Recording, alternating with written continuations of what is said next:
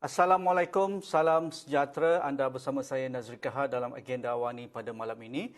Ketika menyampaikan amanat Perdana setahun Malaysia Prihatin, Yang Amat Berhormat Perdana Menteri ada berkata bahawa walaupun pelbagai bantuan dan juga program dilaksanakan untuk disalurkan oleh pihak kerajaan kepada golongan sasar iaitu kelompok rentan, tetapi masih ramai di kalangan rakyat Malaysia dalam kelompok ini jatuh miskin. Mereka masih hidup susah, mereka sukar untuk menyediakan makanan di atas meja. Dan sebelum ini kita sudah mendengar, tetapi disahkan oleh Perdana Menteri, iaitu di kalangan kelompok T20, dahulunya mereka dalam kelompok berpendapatan T20 sudah pun jatuh kepada kelompok M40. Dan sebahagian kecil ataupun sebahagian daripada kelompok N40 sekarang sudah pun jatuh kepada kelompok miskin ataupun B40.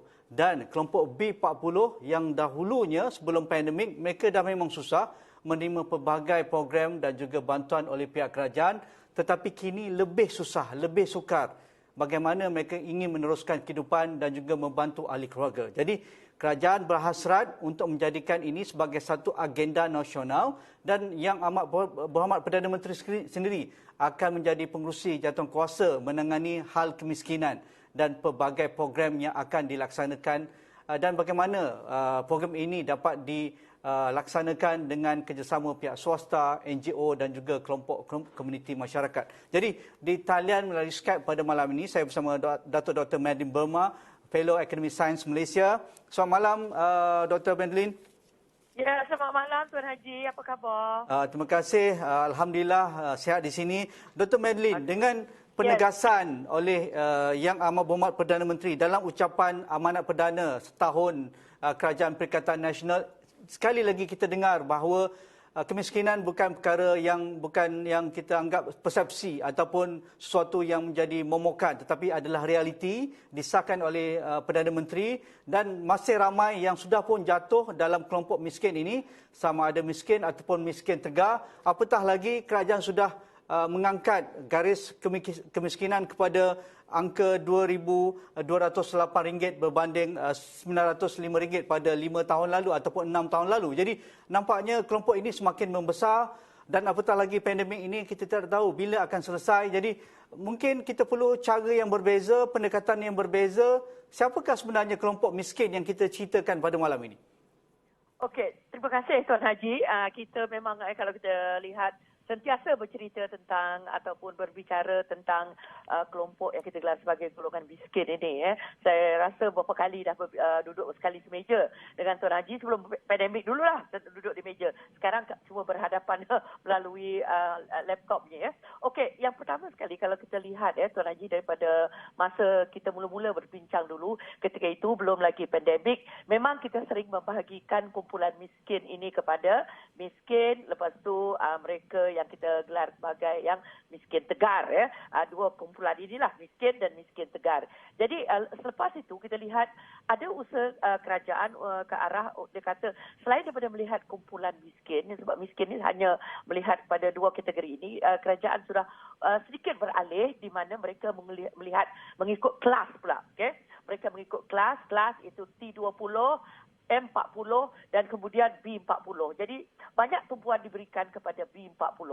Tetapi selepas itu kita lihat ada sedikit perubahan juga. Saya nak kongsikan sedikit. Kerajaan mula sedar bahawa sebenarnya dia kata B40, bukan B40 saja yang berhadapan dengan masalah, dia kata. Rupanya M40, especially yang kat bawah tu pun berhadapan dengan situasi yang amat mencabar. Itu sebelum COVID lagi. Tapi apabila berlakunya pandemik COVID dan bermula pada bulan Februari, ada kita lihat bagaimana apabila PKP diperkenalkan atau MCO di CMO. CMO dikenalkan, CMO ke PKP, tak apa. Okey, kita melihat kerajaan telah berhadapan dengan satu senario baru di mana ramai yang datang ke hadapan yang mengatakan dulu mereka ni sebenarnya orang biasa je, yang bekerja biasa, tetapi sekarang sudah kehilangan apa kata orang, sumber pendapatan dan sebagainya. Jadi kami yang mengkaji sedikit sebanyak, saya yang menyelidik, sekarang saya dah lihat ada beberapa kategori baru yang muncul yang boleh saya gunakan. saya nak pecahkan kepada 4 kategori baru. Kalau Silakan. dulu cuma miskin, dulu miskin, dulu miskin dan miskin tegar. Sekarang apa yang saya lihat ialah satu kumpulan yang kita gelar sebagai kumpulan rentan, vulnerable group. Iaitu sedikit aja benda berlaku kepada khususnya ekonomi mereka, ekonomi rumah tangga ataupun ekonomi negara, mereka terus jatuh miskin. Ini kumpulan rentan. Itu nombor satu. Nombor dua, yang kumpulan baru ni ialah apa yang kami gelar sebagai miskin baru. Orang miskin baru. Dulu kita mendengar tentang orang kaya baru. Betul. Iaitu dia mengejut dari saya. Sekarang kita dengan COVID ini tiba-tiba muncul kumpulan digelar sebagai orang miskin baru. OMB. Siapakah OMB ini? Jadi rata-rata apa yang kami lihat daripada hasil penyelidikan kami, mereka ini sebenarnya dari golongan ataupun kelompok yang dulu tidak pernah pun mengenal apa itu, bukan miskin pun, tidak pernah mengenal pendapatan yang lebih rendah daripada 4,000, for example. Mereka ini mungkin golongan M40 ke atas. Ya. Tetapi disebabkan oleh COVID ini, maka mereka kehilangan sumber pendapatan. Mereka hilang sumber pendapatan yang selama ini mereka sangat bergantung pada, sebab majoriti kita ni bergantung pada pekerjaan utama. Ada yang bergantung pada pekerjaan utama, ada yang bergantung pada, kata orang, dia adalah pendapatan daripada harta dan sebagainya. Ada yang bergantung kepada pendapatan pindahan, transfer payment. Tetapi kebanyakan rakyat Malaysia, 61% pendapatan dia datang daripada pekerjaan yang satu tu. Jadi bila pekerjaan itu habis, putus, maka mereka terus jatuh miskin, khususnya dalam masa 4 bulan, 3 bulan yang pertama selepas COVID. Jadi mereka inilah yang digelar miskin baru. Yang miskin lama pula, yang kita biasa dengan yang dulu, mereka ini di kalangan apa yang kami gelar miskin bekerja. Miskin bekerja maksudnya mereka bekerja tapi pendapatan dia rendah. Rendah daripada 2208 yang dikatakan garis kemiskinan. Okey. Kemudian kita ada juga kumpulan digelar sebagai miskin kronik. Kronik itu maksudnya mereka ini sentiasa berada dalam keadaan miskin. Miskin, tetapi mereka ini bukan dipanggil miskin tegar. Kalau boleh saya sebutnya miskin biasa saja. Jadi kalau kita lihat sekarang, yang wujud dalam sistem e-kasih yang kerajaan ada, besar kemungkinan hanya kumpulan-kumpulan yang dikatakan miskin dulu tu, yang sempat mendaftar diri dulu dalam e-kasih yang telah dikenal pasti. Yang kesiannya ialah golongan yang kita gelar sebagai OMG tadi, orang miskin baru. Mereka yang baru di mana mereka jatuh miskin disebabkan oleh COVID ini. Dan untuk memasukkan mereka ke dalam sistem e-kasih ini akan memakan satu jangka masa. Jadi mereka ini akan sukar sekali untuk keluar daripada kemiskinan. Itu dia Tuan Haji. Okey, menarik. 4 kategori miskin yang dijelaskan oleh Dr. Medin perlu kita lihat secara lebih dekat setiap kumpulan ini. Kerana inilah caranya untuk memastikan setiap bantuan bersasar yang dikatakan Perdana Menteri itu sampai kepada mereka. Itu hasrat kerajaan. Bantuan bersasar ini penting untuk menolong mereka hidup lebih selesa ataupun keluar daripada hal kemiskinan dan dapat membantu ahli keluarga. Tetapi dalam hal menentukan bantuan bersasar ini sampai, Perdana Menteri juga menekankan bahawa sokongan ini akan diberikan berterusan untuk memastikan mereka boleh beroperasi ataupun dapat bekerja kalau mereka yang hilang pekerjaan dan sebagainya. Kalau yang tiada industri ataupun industri mereka gulung tikar seperti iCash dan sebagainya, mereka mampu beroperasi semula. Jadi dikatakan penyampaian sistem kerajaan perlu sampai. Tidak ada banyak kerenah birokrasi. Tetapi realiti, Dr. Medin, bagaimana ini dapat dijelmakan dengan dua konotasi kuat Perdana Menteri ini, iaitu bantuan bersasar itu perlu dilaksanakan berterusan dan yang keduanya dapat mengurangkan kerenah birokrasi dengan penyampaian yang efisien ataupun yang berkesan. Cuba Dr. Medin bagi senario ini supaya kita dapat memberi cadangan, input kepada pemegang taruh, terutamanya pelaksana ini. Cara lama tidak boleh lagi dilaksanakan. Okey, terima kasih Tuan Haji. Ini satu soalan kata orang cepu mas ni, iaitu benda yang baru kita fikirkan, bukan kita baru fikirkan apabila saya mendengar Yang Amat Berhormat Perdana Menteri memberi ucapan semalam. Saya kata macam mana benda ni nak dilakukan ya. Okey, ada dua perkataan yang perlu kita dengar di sini. Satu, bersasar. Jadi bermaknanya bukan semua orang akan dapat. Maknanya dia bukan seperti kalau zaman mewah dulu, zaman mewah di mana duit ataupun bantuan itu memang banyak dan juga jumlah orang yang ingin kita atau ingin kerajaan berikan bantuan ketika itu agak kecil. Berbeza dengan sekarang, jumlahnya semakin meningkat, jumlah yang memerlukan meningkat. Yang kedua ialah sumber untuk diagihkan itu juga semakin berkurangan. Jadi istilah yang digunakan di sini, yang satu tadi ialah bersasar. Yang kedua ialah ada perkataan yang disebut Tuan Haji tadi, iaitu birokrasi. Kedua-dua perkara ini memang satu perkara yang sering menghantui kita. Sebab apa? Bila istilah bersasar ini disebutkan, maka ia memerlukan satu proses di mana individu, seseorang itu perlu membuktikan yang dia itu akan disasarkan.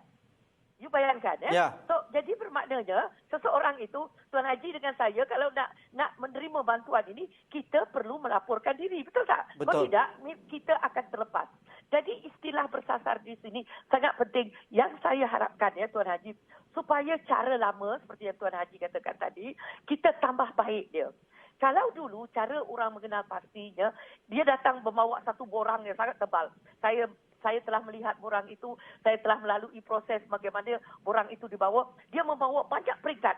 Sebab seseorang itu untuk masuk dalam sistem yang kita gelar sebagai sistem e-kasih dan juga bantuan-bantuan yang lain, dia perlu isi borang ni. Isi borang, perlu pengesahan, macam-macam skrenah yang perlu dilalui. Sebab ialah kerajaan nak memastikan bahawa orang itu betul-betul. Tetapi zaman sekarang, waktu yang begini singkat, di mana individu-individu yang memerlukan itu harian, setiap hari itu seseorang desakan itu, dia tidak ada masa untuk menunggu 1 tahun untuk memastikan borang itu naik. Jadi saya mencadangkan Tuan Haji, saya mengharapkan sebagai salah seorang yang kata orang bergelumang dengan isu kemiskinan ini agak lama juga, saya mencadangkan pendigitalan digunakan. Ya. Okey? Maka dengan adanya, maknanya ini seolah-olah saya rasakan memang kerajaan sudah pun memikirkan perkara ini, cuma mungkin kerajaan belum announce atau buat apa. Saya membayangkan sekarang, macam saya tengok NGO, mereka individu itu cuma perlu menggunakan kerajaan buatlah WhatsApp yang tidak perlu banyak sangat pengesahan. Kalau dia cuma cukup disahkan oleh ketua kampung dia ataupun ketua masyarakat dia atau siapa-siapa yang boleh dipercayai dalam masyarakat itu kan, guru besar ke, kalau macam kami di Rumah Panjang, guru besar itu sangat penting. Kedua, YB. So cukup, tak payah melalui birokrasi. Kalau dia dah boleh buktikan melalui apps tu yang saya harap kerajaan akan wujudkan, maka kita boleh isi. Kita yang boleh melihat Tuan Haji, macam satu kampung tu ada 3 ke 4 orang isi rumah yang dia tidak tahu yang dia perlu mendaftar atau dia nak mendaftar sendiri. Just perlukan pengesahan daripada masyarakat itu sendiri. Maka kita empower masyarakat. Kita perkasakan pemimpin-pemimpin masyarakat seperti ketua kampung, seperti ketua agama. Ya. Tak kerana Tuan Haji, orang yang ada di kampung itu nak bohong. Tak kenal. Bagi saya. Maka tak kenal. Bagi saya, ini sangat penting Tuan Haji. Tuan Haji Nazri. Okay. So bagi saya, kita perlu pendekatan baru. Tidak perlu lagi borang yang terlalu panjang, yang terlalu tebal. And then kita gunakan pendigitalan ini. Itu dia.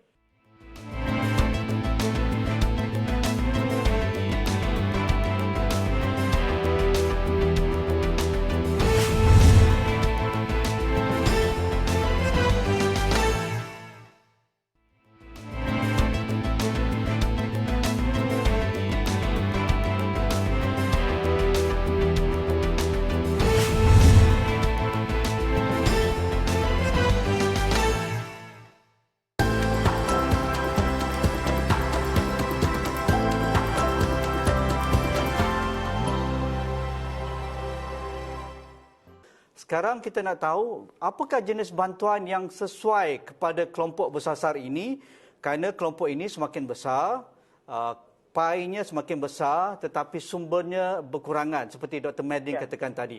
Tetapi kita tidak boleh berkompromi bahawa mereka perlu ditolong kerana ramai pengkaji termasuk Dr. Madin banyak mengutarakan bahawa mereka tidak dapat menunggu lama kerana mereka perlukan bantuan segera, sama ada berbentuk mingguan, sama ada berbentuk bulanan, dan perlu terus ada konsisten bantuan itu kepada mereka sehinggalah mereka dapat keluar dengan pendapatan yang munasabah yang dapat menanggung pembelanjaan bulanan mereka. Apakah jenis bantuan yang perlu kita fikirkan? Adakah wajar kita teruskan bantuan bersasar tunai masuk ke bank akaun mereka setiap bulan 300-500 selama 6 bulan ataupun 12 bulan mendatang? Ataupun apa lagi yang boleh kita fikirkan kepada kelompok ini, Dr. Madeline? Okey, terima kasih. Semalam saya ingat lagi, semalam saya memberi kuliah dengan pelajar saya PhD program di Universiti Malaysia Sarawak. Kami ada berbincang sedikit sebanyak. Antara perkara yang saya ataupun kami bincangkan dalam bentuk bantuan, ada yang berkata, ramai yang kita dengar di bawah ni bila kami berbincang. Tapi saya kena beri sedikit gambaran. Ramai yang berkata, wang itu dia nak kata banyak sangat pun tidak, nak kata sikit sangat pun tidak. Dia tidak boleh buat apa dengan wang yang sedia ada. Okey, maksudnya di sini ada keinginan, ada setengah individu tu yang kita rasa dia perlu lebih daripada apa yang diberikan tu. Memang ramai yang akan melompat. Kata, sampai bila kita nak memberi bantuan kepada mereka ini? Tetapi seperti yang kita sebut tadi, Tuan Haji, kita perlu bersasar mengikut keperluan lapisan-lapisan masyarakat. Sebab yang miskin ini berbeza. Betul. Kadang-kadang yang miskin ni ada yang betul-betul miskin, dia tu dahlah ibu tunggal, duduk di pedalaman, tidak ada akses internet, keperluan dia lain. Berbanding dengan seorang, iaitu mungkin dia bukan ibu tunggal, dia suami isteri, maknanya double head, dual household head. Mereka cuma mungkin perlukan bantuan dari segi membayar untuk akses ke internet saja. Jadi benda ini dia berbeza, dia tidak boleh namalah bersasar. Jadi di sini yang perlu dikenal pasti, mungkin kerajaan perlu memikirkan kelompok besar. Satu yang betul-betul memerlukan mungkin cash money, tapi tambah sedikit daripada apa yang sedia ada. Sebab ada yang berkata, yang kalau 300 ke 400 tu dia kata tak boleh ke mana. Sebab ada pandangan, ini ada pandangan yang agak ekstrim yang mengatakan, kenapa tidak kita bagi mereka cukup banyak sehingga mereka betul-betul boleh hidup, daripada memberi dia sikit, dia tak boleh bergerak. Itu satu pandangan. Tapi saya membayangkan itu untuk perbincangan PhD okeylah. Tetapi dalam realiti seperti itu lagi kita percaya bahawa sumber kerajaan adalah terhad. Itu nombor satu. Tadi saya katakan perlu bersasar, itu perlu mengikut keperluan mereka. Kita kena pasti, mungkin ada 3-4 kelompok yang boleh kita kena pasti. Jadi bentuk bantuan bukan hanya dalam bentuk cash and out. Tapi bagi mereka yang betul-betul tadi saya katakan yang dahlah jatuh ditimpa tangga, lepas tu kena hentam lagi-lagi oleh benda-benda lain, maka mereka ini mungkin perlukan cash yang secepat mungkin. Tetapi ada juga yang memerlukan bagaimana akses kepada produktif aset. Aset-aset yang produktif. Aset produktif yang mana mereka boleh menjana pendapatan. Kalau kita hanya beri dia RM300 atau RM400 ataupun hanya moratorium saja, moratorium itu membantu mereka dari segi menyelesaikan hutang. Tetapi produktif aset mungkin kita boleh memikirkan. Ada orang kata kenapa tidak berikan mereka akses kepada platform, akses kepada platform di mana mereka betul-betul boleh memulakan perniagaan yang tadi katanya gig economy itu. Mereka boleh diberi dan jadi sebagai permulaan. And then biar macam tadi disebut GLC ataupun syarikat-syarikat besar ini membimbing mereka. So there is a symbiotic relationship. Sebab ada syarikat-syarikat yang sangat berjaya masa musim COVID ini. Maka inilah waktunya mereka berkongsi apa yang ada dengan mereka untuk membantu golongan yang katanya tadi, yang sukar tadi. Dan juga kepada mereka yang saya rasa Mas, betul bagi saya yang penting ialah mewujudkan pendapatan. Yang seterusnya ialah peluang pekerjaan. Di sini saya rasa apa yang kerajaan sudah pun lakukan iaitu seperti retooling, reskilling. Bagi saya, bagi sesiapa yang mendapat bantuan, dia mesti membuktikan yang dia sudah pun mendaftar untuk kursus. Sebab ada juga yang kerajaan dah berikan. Tengok duit tu mungkin ialah dia sangat-sangat memerlukan ketika ini, maka dia tidak melihat retooling, reskilling ini sesuatu keperluan. Maka apa yang digunakan ialah digunakan mungkin untuk membeli gadget untuk anak di sekolah sebab dia merasakan itulah yang diperlukan sekarang. Tapi sekarang kalau dikatakan tadi kumpulan yang bersasar ni, untuk dia memastikan dia ada kemahiran baru dan kemahiran ini nanti kita linkkan dia dengan apa yang kerajaan sudah fikirkan tadi di bawah mewujudkan peluang pekerjaan. Saya rasa nombor 2 matlamat apa yang disebutkan oleh Yang Amat Berhormat Perdana Menteri, dia mengatakan adanya mewujudnya penjana yang mewujudkan pekerjaan. So linkkan mereka ini dengan, sebab jumlah ni walaupun dia ramai tetapi kita lihat macam kelompok yang baru muncul, miskin baru ini, dia berbeza dengan miskin yang lama dulu. Mereka ini kebanyakannya mereka ini berpendidikan, mereka ini punya networking. Cuma masalah mereka ialah mereka ini berhadapan dengan satu situasi di mana mereka berhadapan dengan COVID yang betul-betul mereka tidak sangka. So they do have the network, they do have the ilmu pengetahuan, mereka punya kemahiran.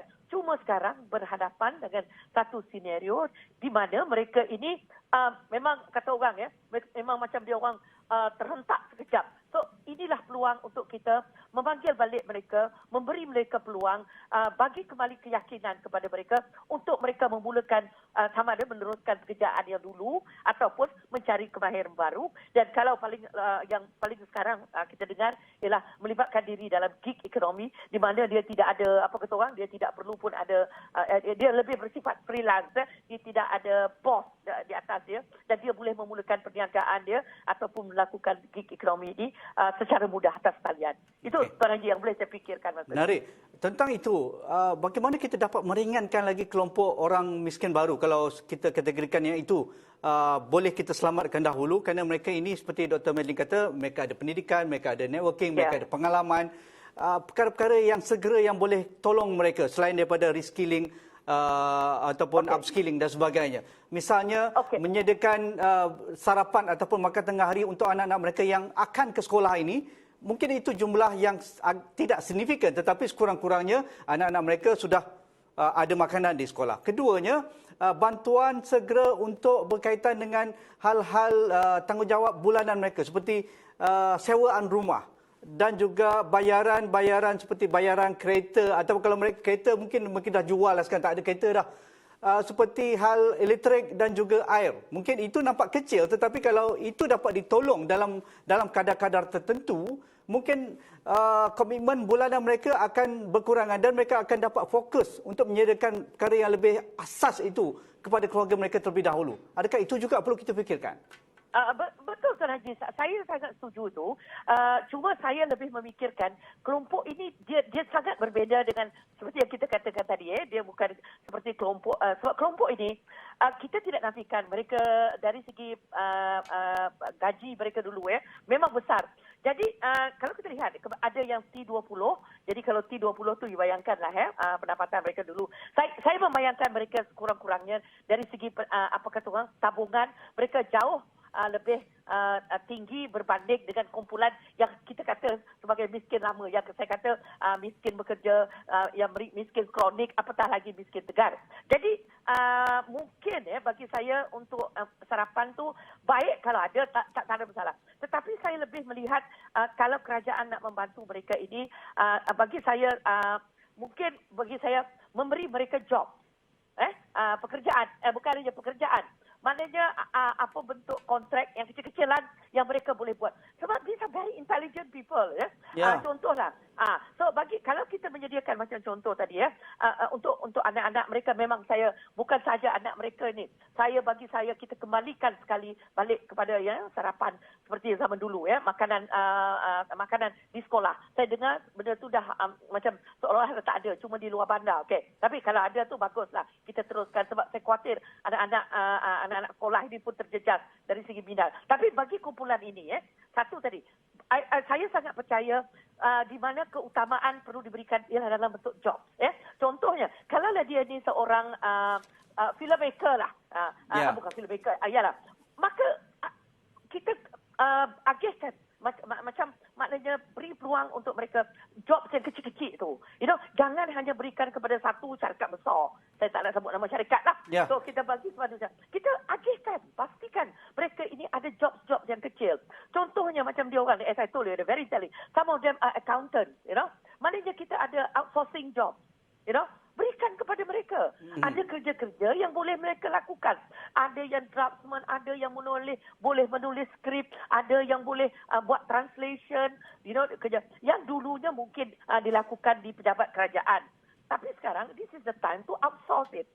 Berikan kepada mereka, kenal pasti mereka ini. Itu bagi saya. Give them job. Yes. Okey. Menarik Dr. Madeline, tapi banyak perkara lagi mungkin berkaitan dengan sektor-sektor tidak formal. Itu juga bahagian pendidikan yang banyak sekali dilakukan oleh Dr. Madeline. Kerana mereka ini seringkali tersasar daripada mendapat bantuan bersasar itu. Kerana dikatakan mereka ini, jadi jurujual ataupun peniaga di pasar malam, mereka nampak kaya. Kerana dapat wang pulangan cash pada sebelum pandemik, tetapi sekarang mereka tidak ada pendapatan kerana hasil jualan begitu berkurangan sekali. Jadi golongan yang dikatakan pada awal MCO hari itu kita panggil golongan makcik Kia. Bagaimana mereka kita dapat lindungi mereka kerana mereka ni ada pekerja sekurang-kurangnya 2-3 orang. Kalau yang lebih besar sikit seperti IKS itu mungkin ada lebih daripada 10 orang. Kalau toke dia tidak ada kerja, tidak ada job seperti Dr. Madeline katakan tadi, bayangkanlah bagaimana mereka boleh employ ataupun mendapatkan pekerja. Jadi pekerja itu dah tak ada kerja langsung dan sebagainya. Jadi itu perbincangan seterusnya Dr. Madeline. Itu kerana kita tidak ada masa pada malam ini. Terima kasih Dr. Madeline Burma, Fellow Akademi Sains Malaysia.